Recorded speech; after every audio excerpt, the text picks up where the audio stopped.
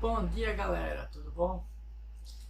Vamos dar continuidade às nossas aulas de eletricidade, né? Agora vamos falar de conceitos iniciais, né? São as grandezas principais que a gente vai mexer na eletricidade, tudo bom? Então vamos lá. Então vamos lá começar com carga elétrica. Carga elétrica a gente já viu nas aulas anteriores. A gente já viu que um átomo é constituído por alguns componentes, como os prótons, os elétrons e os nêutrons, né? A gente viu que os elétrons são cargas negativas, possuem uma carga negativa, e os prótons possuem uma carga positiva. O nêutron, nenhum nem outro, é neutro, não é nem positivo nem negativo, certo? E a gente viu que os corpos podem ser eletrizados positivamente ou negativamente. Isso depende apenas de quê? Apenas dos elétrons, né?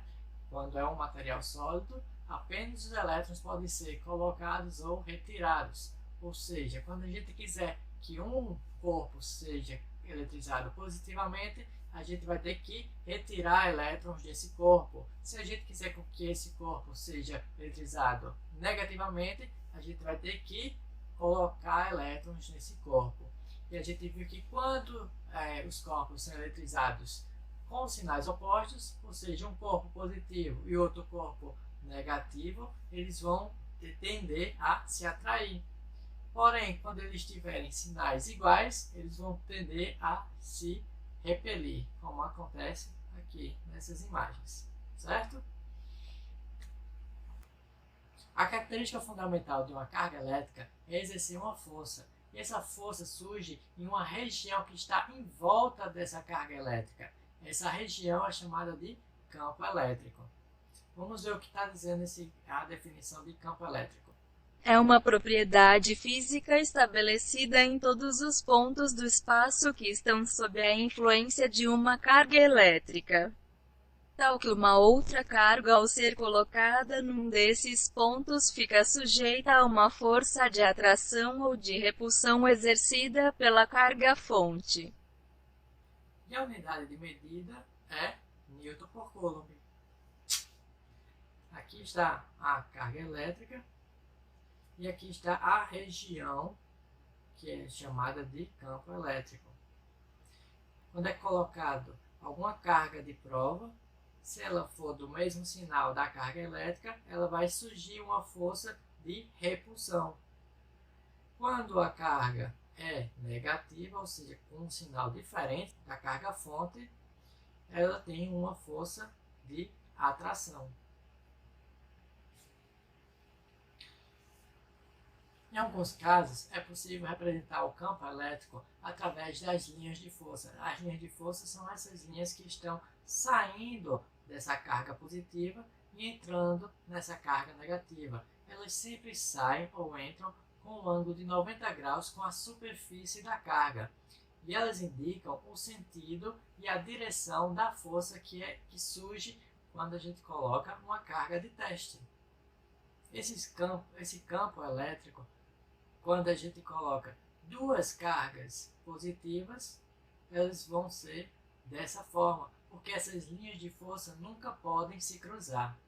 Então, por isso que ocorre a força de repulsão, porque essas linhas nunca podem se cruzar. Então, quando a gente começa a juntar essas duas cargas positivas, as linhas vão tender a se afastar.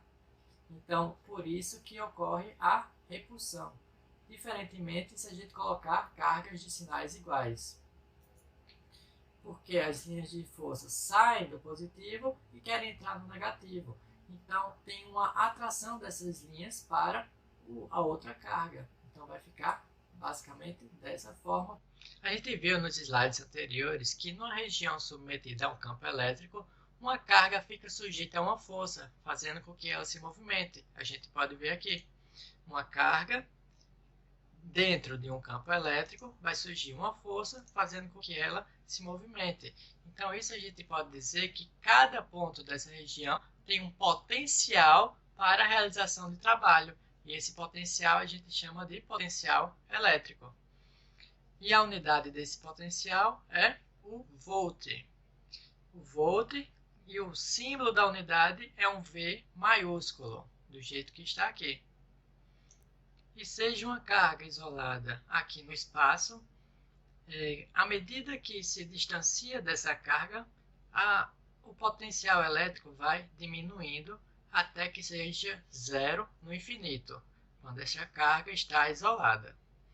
Quando essa carga tem uma carga de sinal oposto, as linhas vão se juntar em direção ao negativo e vai criar esse campo elétrico aqui. Nesse caso, o potencial vai diminuindo até chegar zero, se forem de sinais opostos. Aqui vai ser o zero e vai começar a diminuir até chegar aqui. Quando existe isso, a gente diz que existe uma diferença de potencial. E essa diferença de potencial é que vai fazer com que os elétrons se movimentem. A carga colocada aqui no slide anterior se movimentou para cima, justamente porque cada uma dessas linhas tem um potencial que vai diminuindo à medida que se distancia da carga fonte. Então, por aqui existir uma diferença potencial daqui para cá, fez com que a carga se movimentasse. E a soma das diferenças de potencial de todas as cargas do campo elétrico é conhecida como força eletromotriz. A diferença de potencial elétrico também pode ser chamada de tensão elétrica. É a tensão, por exemplo, que a gente tem na tomada da rede elétrica, que também surge numa bateria, numa pilha. Tudo é uma diferença de potencial. Para fazer com que os equipamentos funcionem, precisa de uma diferença de potencial. Lá em física, a gente estuda a energia potencial gravitacional. E a gente pode ver isso no dia a dia quando a gente solta uma bola e ela cai. Por que ela cai? Porque existe uma diferença de potencial gravitacional do local mais alto para o local mais baixo. E isso faz com que ela se movimente. A gente pode ver, por exemplo, nesse caso aqui. A gente tem uma caixa d'água e aqui a gente tem um chuveiro. A água só vai fluir daqui para cá justamente porque existe uma diferença de altura. Devido à energia potencial aqui ser maior do que aqui, então a água vai fluir. Vai fazer com que essa diferença de potencial faz com que haja uma pressão para fazer com que a água desça daqui para cá. E a gente pode correlacionar isso com a energia elétrica. A diferença de potencial elétrico faz com que haja uma pressão para que os elétrons se movimentem. Nesse caso aqui, a gente tem duas caixas d'água com uma altura diferente do chuveiro. Qual dessas duas vai sair com a água aqui no chuveiro com maior pressão? Qual das duas vocês acham? Logicamente que é a que tem maior altura, porque existe uma maior diferença de potencial entre esses dois pontos. Então a água que vai sair aqui vai ser com muita mais pressão do que a água que vai sair desse ponto aqui.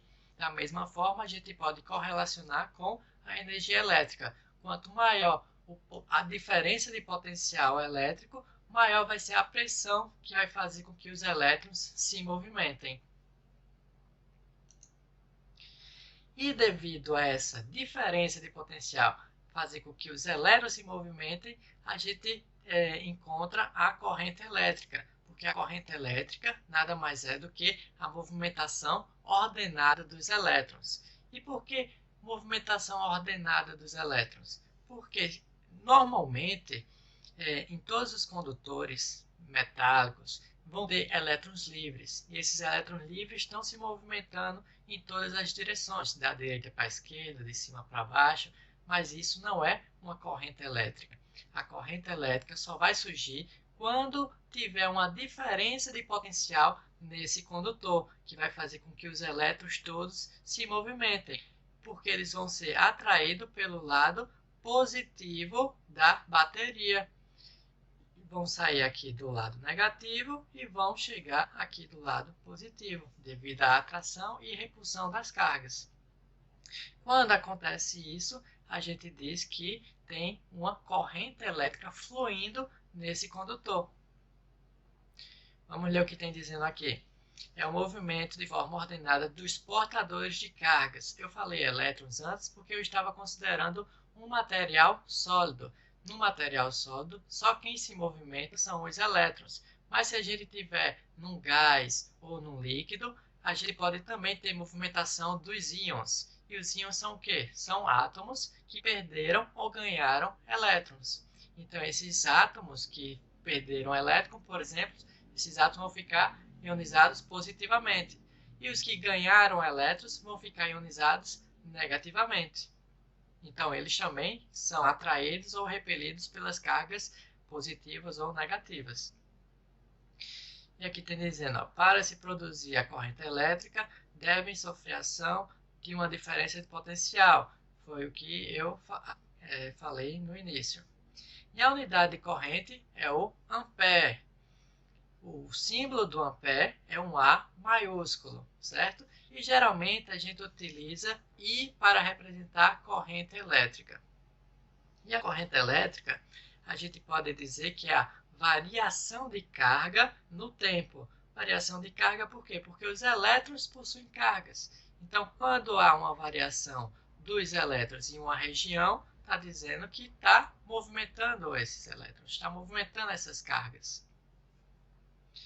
Então, a gente pode calcular, por exemplo, quantos elétrons estão passando aqui em um determinado tempo. Se a gente dividir a carga desses elétrons, a gente sabe que cada elétron possui menos 1,6 vezes 10 a menos 19 coulomb. A gente descobre quanta carga está passando em um segundo, descobre o valor da intensidade da corrente elétrica.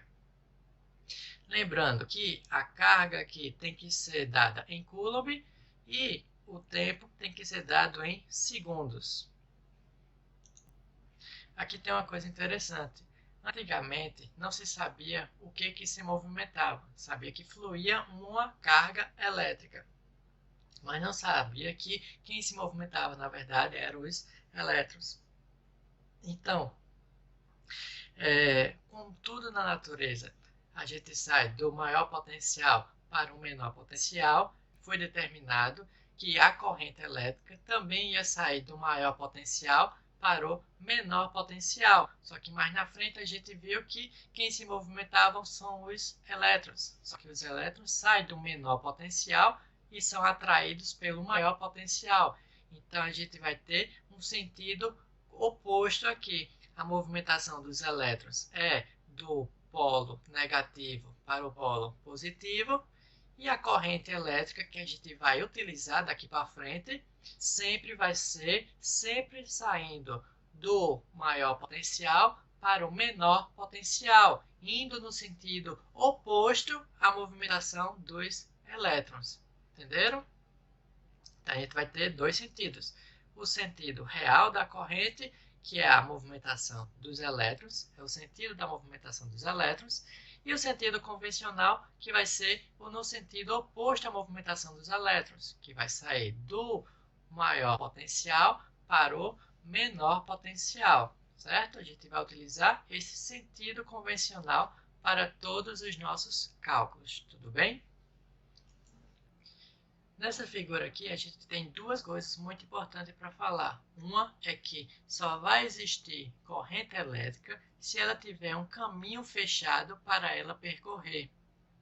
Ou seja, se tiver um caminho para que ela chegue do local que ela partiu sem que ela repita o trajeto. Nesse caso aqui, está com a abertura aqui, estão vendo? Então a corrente não tem como pular. Então, não tem como a corrente fluir daqui e chegar nesse mesmo ponto.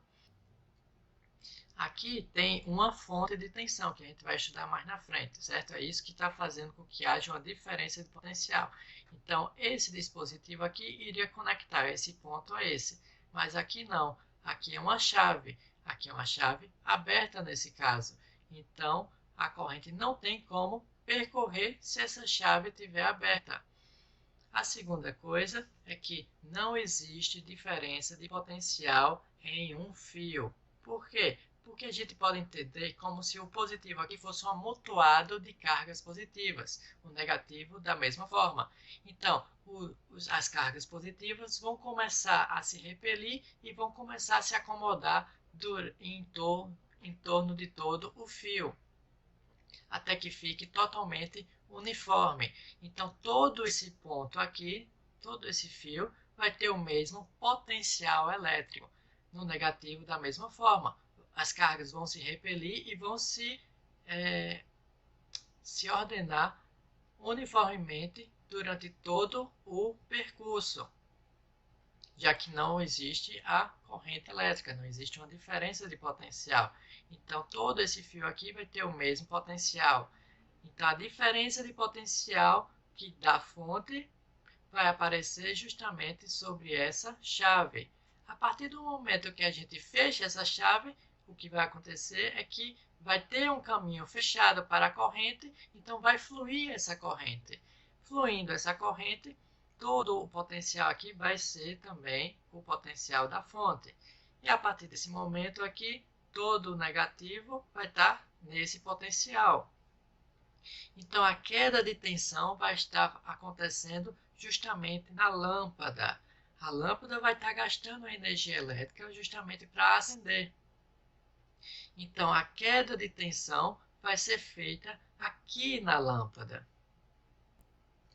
A gente pode fazer uma comparação aqui, por exemplo, nessas duas caixas d'água.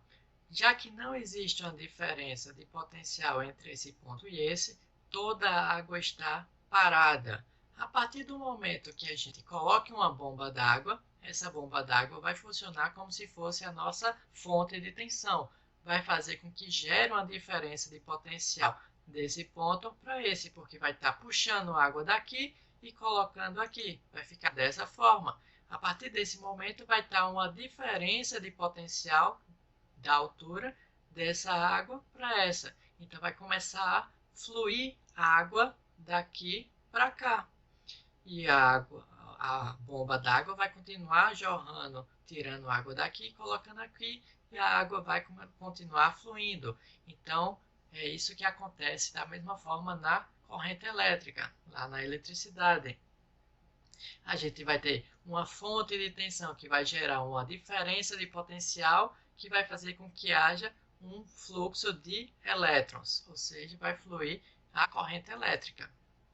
A partir do momento que a gente cortar o fluxo de água aqui, o que vai acontecer? Vai parar de movimentar a água, ou seja, da mesma forma lá, quando a gente abre o circuito, para de fluir os elétrons, porque não tem um caminho fechado para a corrente passar.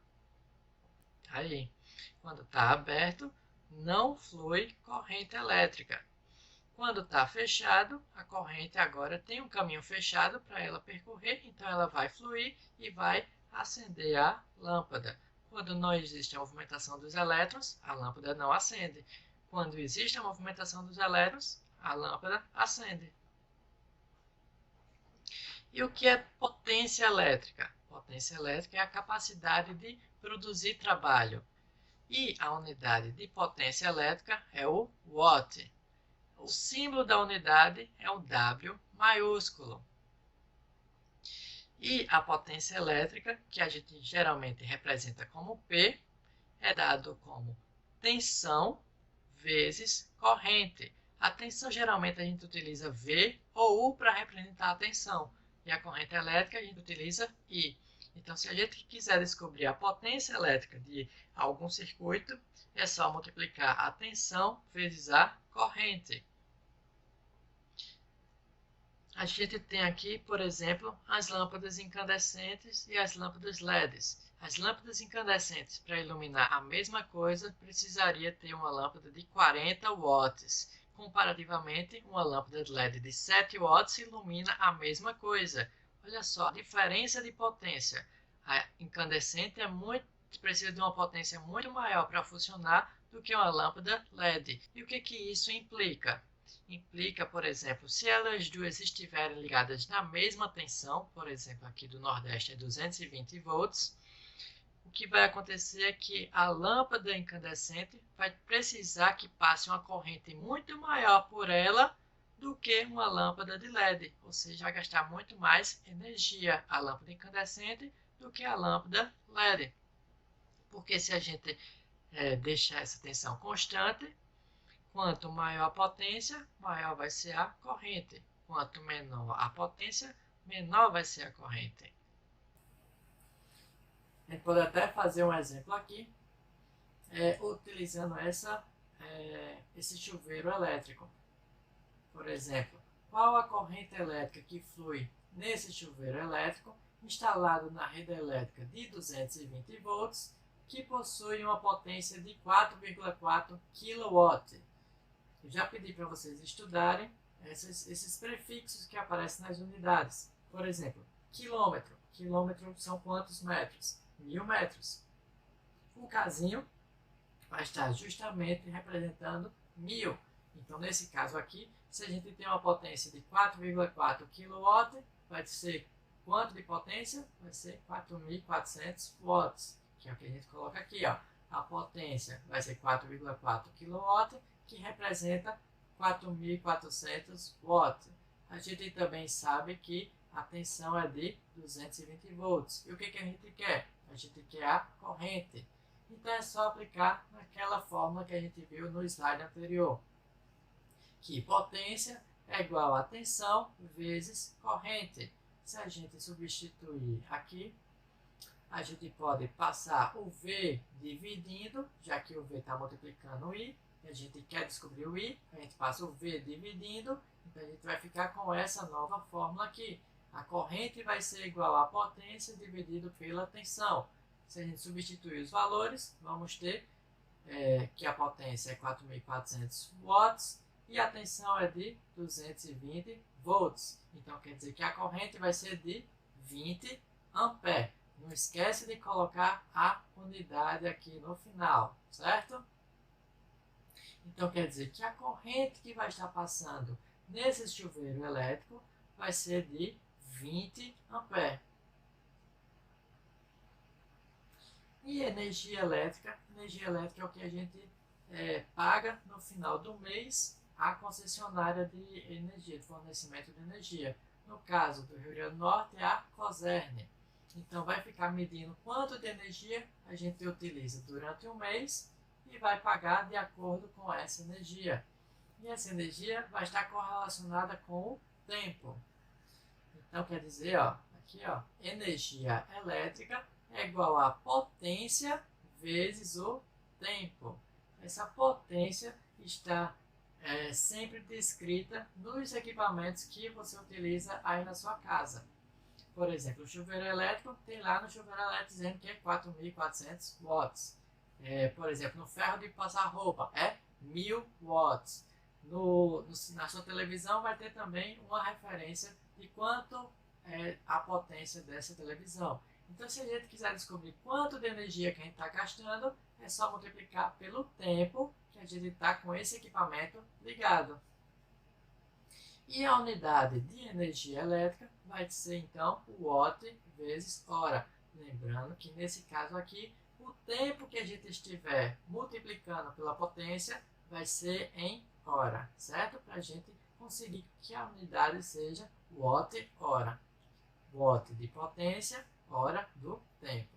Então, a unidade de energia vai ser watt-hora, que o símbolo vai ser o W maiúsculo e o H minúsculo. H minúsculo de hora, o W maiúsculo de watt, certo? E aqui a gente pode voltar para o chuveiro. Se a gente quisesse descobrir quanto de energia a gente está gastando nesse chuveiro, se a gente ligasse por 30 minutos por dia durante um mês. É bem fácil. É só a gente saber que a potência dele é 4.400 watts. O tempo que a gente está gastando por dia é 30 minutos. Só que a gente tem que transformar isso para hora. Então a gente faz uma regra de 3 simples. 60 minutos equivale a 1 hora. Então 30 minutos equivale a quantas horas? A 0,5 hora. Certo? Só que a gente vai ter que utilizar o tempo total de um mês. Que vai ser o tempo por dia multiplicado por 30, que equivale a um mês.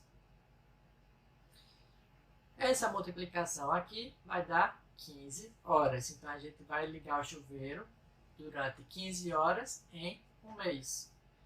Então, para descobrir a energia vai ser bem fácil, é só usar a equação do slide anterior, que vai ser potência vezes o tempo. Potência em watt e o tempo em hora. A gente vai ter aqui que a energia vai ser 4.400 vezes 15, que é igual a 66.000 watt-hora.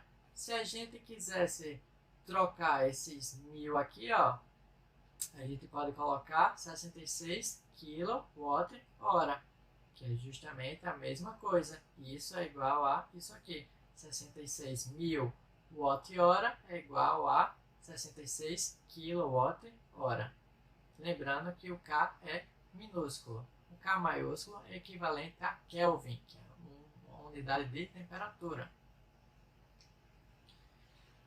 Aqui tem uma tabela com todos os prefixos que a gente utiliza e as letras que para cada prefixo.